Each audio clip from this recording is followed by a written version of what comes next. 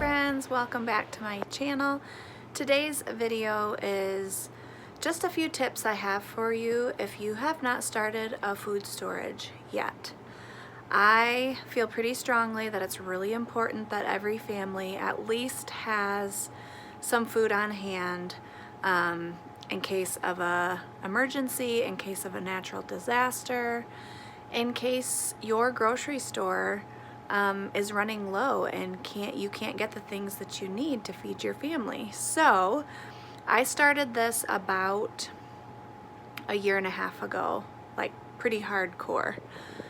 And so my food storage is pretty good. It's still not where I want it to be. I've done it in stages because you do want to do it in stages because you have to rotate through the food, but also it is an investment, but it's an important one. So let's get to the first tip. Tip number one is to store what your family will eat. It does no good to store a bunch of stuff that your family doesn't like. Now, in an emergency, if you got really, really hungry, I think most people would eat whatever there was, okay? But for an extended amount of time, you want to eat the food that your family enjoys. So I have a bunch of pasta here. My whole entire family likes pasta. I've started kind of going the healthier route and getting like brown rice pasta. But we do have quite a bit of white pasta in there as well. My family really likes peanut butter. I have peanut butter here. So everything on my shelves here, my family will eat and enjoy, and that's super important. The second tip I have for you is to get you started, think about the meals that your family enjoys eating. Then break those meals down into ingredients, and that is what you are going to start storing first.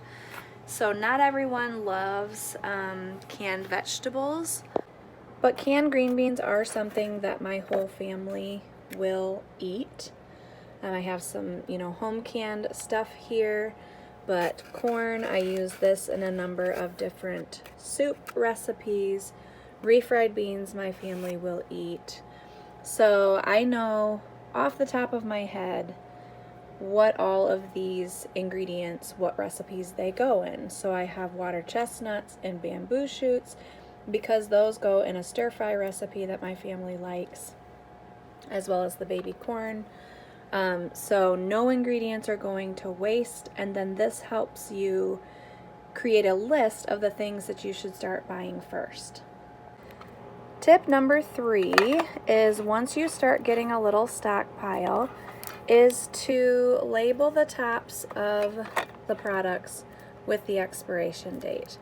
This is not necessary, but when you're down here in all of this food, so I have a bunch of different cream of mushroom soups, I can just quickly look at the top and pick the one that's going to expire first, and then that way I'm not wasting any food and I'm pulling from the correct spot to use up the thing that's going to go bad the quickest. Tip number 4 is to set aside a sum of money to get yourself started. And by this I mean, if the budget's really tight, then sacrifice some other things to get a chunk of money to get this started.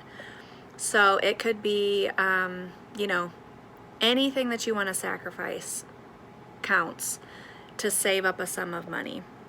This will help you get a little stockpile going and kind of get the ball rolling, because then my next tip is when you are at the grocery store, to kind of help ease the pain of the price, when you're at the grocery store, toss a couple extra things in every single time you're at the grocery store and designate that for food storage.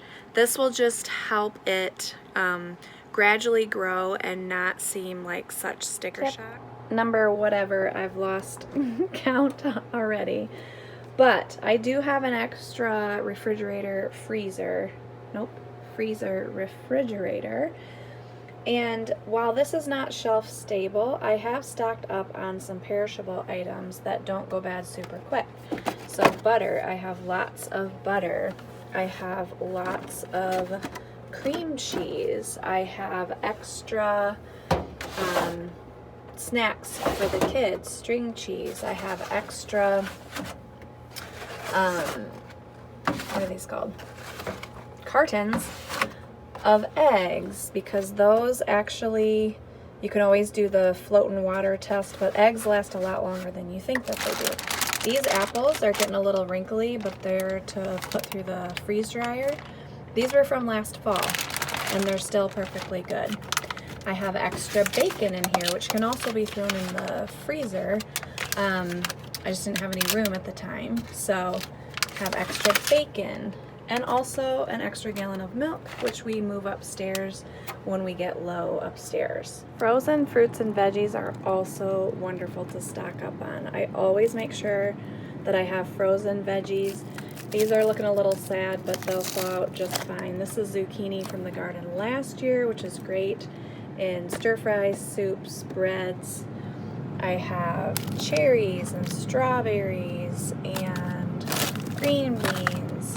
So really good. Cauliflower rice, really good to stock up, even though this is not shelf stable.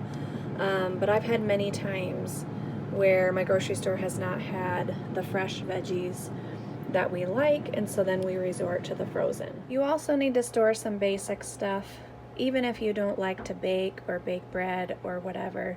In case you couldn't get bread, you need to have the ingredients for it. So I buy my flour in bulk. I freeze these individual bags because, in case you didn't know, disgusting fact, but all dry goods like that have larvae of bugs in them, and so I freeze them for 3 days, and then you let it sit on your counter for a couple of days for the moisture to evaporate, and then I vacuum seal it, and that kills all the larvae off, which is just so disgusting to me. But you need to have some basics on hand in case you could not buy bread. So yeast, flour, sugar, oil, those types of things. My last tip for you is to get creative with where you're getting your food. We have a couple of Amish stores not too far from us that I will go shopping at periodically if I'm in that area. I also have gotten food, you can see these brown rice noodles. I've gotten these from Azure Standard, which is like a co-op. You don't have to be a member, like you don't have to pay a membership fee or anything. You just have to have a drop in your area. Before I got my own Costco membership, my friend graciously let me go with her and use her Costco membership. We were together in the store, and so you can use friends memberships to things to get yourself started. But also when you're at the regular grocery store, if you see a good deal with something that's on sale, grab a couple extra. So you could trade food with families. Let's say, so we have, people around us have a lot of chickens. And so I'm growing tomatoes and beans and that sort of thing this summer. So maybe like you trade some beans for some chicken eggs, or, or you trade your time. Let's say a neighbor needs some work done or something like that. So don't be afraid to get creative to build up your food storage. I hope this video was helpful for you. I would love it if you would post questions down in the comments. I love talking about food storage, and I just think it's so important for every family, every single person, to make sure that they have a little bit of food security, because most of us don't grow our own food. Virtually none of us are self-sustaining. And we rely on the food chain, or the, what's it called? Not food chain, the supply chain for our very existence. So I think it's smart to be prepared and to give yourself some more time to get stuff figured out if stuff becomes not available in your area. I always forget to mention this, but I am very active over on Instagram, and I would love to have you follow me over there if you want to see more of our day-to-day happenings. But I am Megan Ross 8 over on Instagram, and all my information is always linked down below. Let's hear your questions in the comments, or if you store up food and you just have some great ideas, I would love to hear those as well. Thanks so much for watching, and we will see you in the next video. Bye!